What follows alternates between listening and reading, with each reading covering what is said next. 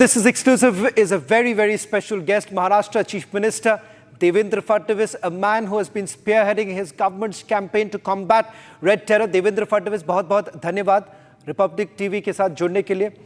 सबसे पहले सवाल करना चाहूँगा कि केंद्र सरकार की मुहिम है 2026 तक माओवाद खत्म करना है। इसी में आपके एक बड़ा मुकाम हासिल किया है। इतिहास बनाते हुए आप गढ़चिरौली गए और 1 करोड़ के इनाम वाले 12 खतरनाक माओइस्ट का सरेंडर आपके देखरेख में हुआ। इसके बारे में आप क्या कहना चाहेंगे? पिछले 10 सालों में प्रधानमंत्री मोदी जी के नेतृत्व में जिस प्रकार से नक्सलवाद के खिलाफ, माओवाद के खिलाफ महाराष्ट्र में हमने लड़ाई लड़ी है, इसके कारण माओवादियों की कमर टूटी है। आज हम देख सकते हैं कि अब महाराष्ट्र में धीरे धीरे जो एक्टिव कैडर है उसका नंबर बहुत थोड़ा रह गया है, क्योंकि पिछले 10 सालों में या तो हमने माओवादियों को न्यूट्रलाइज किया है या अरेस्ट किया है, या फिर इस प्रकार की परिस्थिति उनके ऊपर आई है कि उनको अब सरेंडर करना पड़ रहा है। आपने देखा होगा जिस सरेंडर की आप बात कर रहे हैं उससे पहले भी एक सरेंडर हुआ था, उसके पहले भी एक सरेंडर हुआ था। तो लगातार माओवादियों के ध्यान में आ रहा है कि अब वे लड़ नहीं सकते। उनको यह भी ध्यान में आ रहा है कि जिस चीज के लिए उन्होंने लड़ाई शुरू की थी वो तो चीज है ही नहीं। एक प्रकार से उनको दिग्भ्रमित किया गया, उनका इस्तेमाल किया गया। इसलिए बड़े बड़े कैडर्स भी 20-20 साल के माओवाद के बाद, अनेकों ऑपरेशन करने के बाद आज सरेंडर कर रहे हैं। इसी सीरीज में ये जो सरेंडर आप कह रहे हैं, ये सरेंडर हुआ था जिन पर 1 करोड़ से ज्यादा इनाम था। ऐसे 13 माओवादियों ने आत्मसमर्पण किया। अब जो माओवादी बचे हैं उनके सामने इतना ही रास्ता बचता है कि या तो वो आत्मसमर्पण कर दे या फिर हम उनके ऊपर कड़ी कार्रवाई करेंगे। और मेरा विश्वास है कि अब इतने कम संख्या में वो बचे हैं, वो तो अबू जमाड़ के जंगल में जाकर छुप जाते हैं, कोई ऑपरेशन भी नहीं कर पाते हैं। लेकिन जो हमारे गृह मंत्री अमित शाह जी ने एक डेडलाइन तय की है कि मार्च 2026 तक माओवाद को समाप्त करना है, महाराष्ट्र में तो हम अभी उस कगार पर खड़े हैं।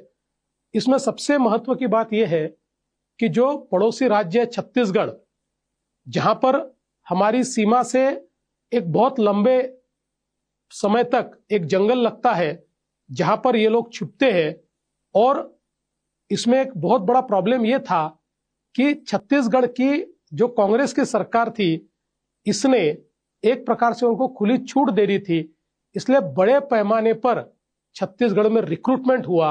लेकिन मुझे खुशी है कि नई सरकार बीजेपी की छत्तीसगढ़ में आई, तब से छत्तीसगढ़ ने इतने ऑपरेशंस इंटेंसिफाई किए हैं कि जिसके कारण एक तरफ से हमने उनको खदेड़ा है, दूसरी तरफ से छत्तीसगढ़ उनको घेराबंदी बना रहा है। तो मुझे विश्वास है कि अब ये जो एक्टिव कैडर्स है इनका अंत बहुत नजदीक है। आप महाराष्ट्र के इतिहास में पहले मुख्यमंत्री बने जो अबूजमार जैसे खतरनाक इलाकों में गए। कैसा रहा आपका अनुभव? क्या संदेश देना चाहते हैं? देखिए, संदेश बिल्कुल क्लियर है। भारत का राज चलेगा, भारत के संविधान का राज चलेगा, संवैधानिक संस्थाओं का राज चलेगा। यहां पर कोई भी असंवैधानिक तत्व अपना राज नहीं चला सकते। यही संदेश देने का मैंने प्रयास किया है। और मैंने एक प्रकार से सारी दुनिया को यह बताया है कि जिस प्रकार से माओवादी लिबरेटेड जोन तैयार करते थे, यानी जहां उनका राज चलता था, अब वो लिबरेटेड जोन तो है, लेकिन भारत के संविधान के तहत जो हमारी संस्थाएं, उन संस्थाओं के लिए वो लिबरेटेड जोन है, आम आदमी के लिए वो लिबरेटेड जोन है, वहां के गांव गांव में रहने वाले जो लोग हैं उनके लिए लिबरेटेड जोन है, और कोई भी उनका बाल भी बाका नहीं कर सकता। इस प्रकार से अब भारत के संविधान को स्थापित करने का काम इस पूरे इलाके में हमने कर दिया है। जिस तरह के आउटपोस्ट सरकार ने कावंडे गांव में बनाया है, इस तरह के इंफ्रास्ट्रक्चर की माओवाद खत्म करने में क्या अहमियत होती है और ऐसे में सिक्योरिटी ऑपरेशंस की क्या भूमिका रहती है? देखिए, सिक्योरिटी ऑपरेशंस ये पहली कड़ी है, क्योंकि जैसा मैंने आपको कहा कि माओवादी अपना राज तैयार करते हैं। वो कहते हैं कि हम भारत के संविधान को नहीं मानते, भारत के संविधान ने तैयार की हुई संस्थाओं को हम नहीं मानते, हमारा राज यहां चलता है, और उसको लिबरेटेड जोन के रूप में वो इस्तेमाल करते हैं। लेकिन जब एक पुलिस आउटपोस्ट वहां पर खुलता है तो उसके कारण संवैधानिक संस्थाओं की एक प्रकार से वहां पर पहचान तैयार होती है, वे वहां पर स्थापित होते हैं। और गढ़चिरौली में हम लोगों ने पहले से एक कार्यप्रणाली ऐसी रखी कि जिसके तहत हमारा पुलिस आउटपोस्ट, ये केवल पुलिस आउटपोस्ट नहीं होता है, वो पूरी सरकार होती है। हमारे पुलिस वहां पुलिस दादा लोरा खिड़की इस नाम से एक उपक्रम चलाते हैं, जिसमें पुलिस जो हमारा रेवेन्यू प्रशासन है उसके सारे काम इसी आउटपोस्ट से चलाते हैं। सरकार की जितनी योजनाएं हैं वो सारी योजनाएं वहां से दी जाती है। जो हर व्यक्ति के लिए अलग अलग प्रकार की योजनाएं होती है वो सीधे उनको मिलती है। तो उसके कारण पुलिस प्रशासन और हमारे जो नागरिक है इनकी एक दोस्ती तैयार होती है, इनका एक रिश्ता तैयार होता है। भारत के संविधान के प्रति और संविधान के तहत चुनी हुई सरकार के प्रति, हमारे लोकतंत्र के प्रति लोगों का विश्वास बढ़ता है। तो मुझे ऐसा लगता है कि ये आउटपोस्ट ये पहली कड़ी होती है, और आउटपोस्ट जब तैयार होता है तो वहां पर विकास के कार्य करना भी आसान होता है।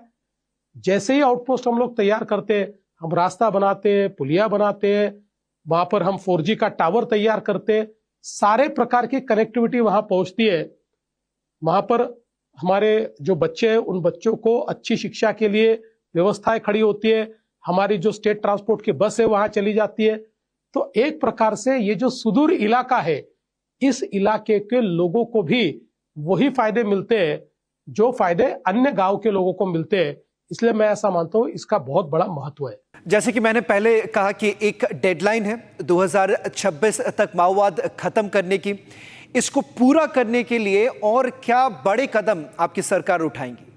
देखिए, जैसा मैंने पहले ही कहा कि अब महाराष्ट्र में बिल्कुल थोड़े से एक्टिव काडर बचे हैं, जिसको हम लोग एक प्रकार से या तो अरेस्ट करेंगे या न्यूट्रलाइज करेंगे या फिर उनका आत्मसमर्पण होगा। और इसमें बड़ी मदद हमको छत्तीसगढ़ की ओर से चाहिए। वहां पर भी छत्तीसगढ़ की पुलिस और जो हमारे केंद्र सरकार के फोर्सेस है उसी प्रकार का ऑपरेशन कर रहे हैं। तो मुझे तो ये दिखता है कि हम लोग इसको अच्छे तरीके से कर पाएंगे।